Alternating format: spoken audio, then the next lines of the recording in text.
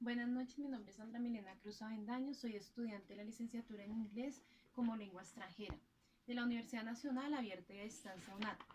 En esta actividad tiene como fin dar a conocer cómo fue el contacto del español con otras lenguas, para la cual se nos da un documento que consta de 7 capítulos, que en ellos encontramos en el primer capítulo la introducción del idioma, segundo capítulo encontramos cómo fue el contacto del español con el catalán, el vasco y el gallego.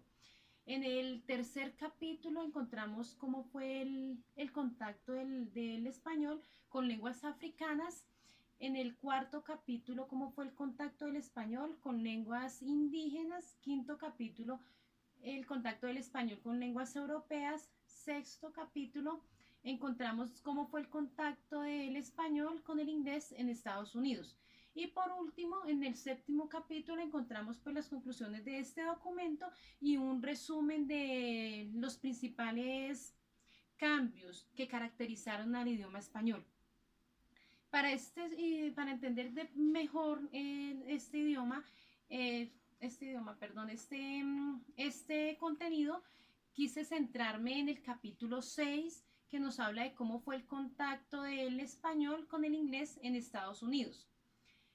Así como nosotros en Colombia se nos ha inculcado desde temprana edad que Cristóbal Colón fue quien descubrió América, de la misma manera otros españoles llegaron a Estados Unidos a conquistar tierras norteamericanas. Dentro de estos españoles tenemos a Ponce de León, que llegó en el año 1513 y se ubicó en el estado de Florida. Álvarez Núñez Cabezas se ubica en Texas entre los años 1528 y 1536.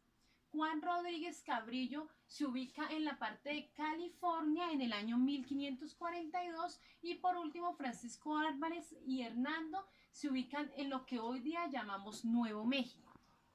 ¿Qué se tuvo como resultado de esta expedición? Se tuvo la primera colonia española en terrenos norteamericanos en el año 1561 en San Agustín, Florida. Para ese momento, entonces su gobernante era Pedro Menéndez de Áviles.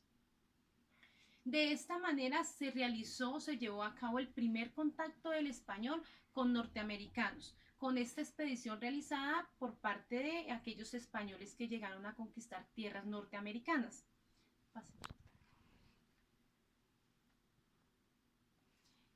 Queremos hacer notar cómo fue de pronto la evolución y la expansión del español en los Estados Unidos.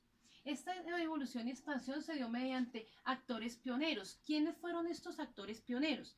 Estos actores pioneros fueron personas provenientes de Puerto Rico, México y Cuba, que fueron las personas emigrantes que hicieron evolucionar y expandir por su gran cantidad, hicieron que el idioma se fuera expandiendo en tierras de Estados Unidos. ¿Quiénes contribuyeron a esta evolución y expansión en su momento?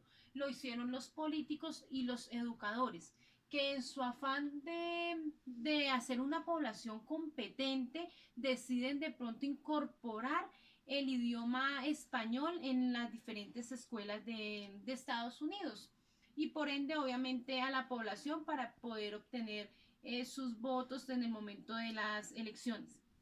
Pasemos.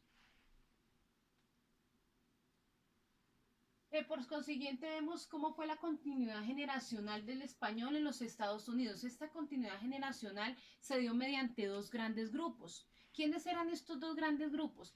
Eran monolingües y bilingües. Los monolingües, que eran las personas tanto de Estados Unidos y los provenientes de Cuba, México y Puerto Rico, que solamente dominaban un idioma que era su idioma natal, y los bilingües, que eran personas que manejaban los dos idiomas en su momento, lo cual hacía que se expandiera este idioma dentro de Estados Unidos.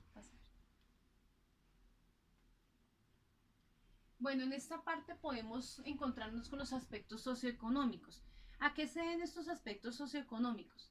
Se basan en cuanto de pronto la economía que tenían las personas nativas de México, Cuba y Puerto Rico, que no era favorable para ellos en su momento.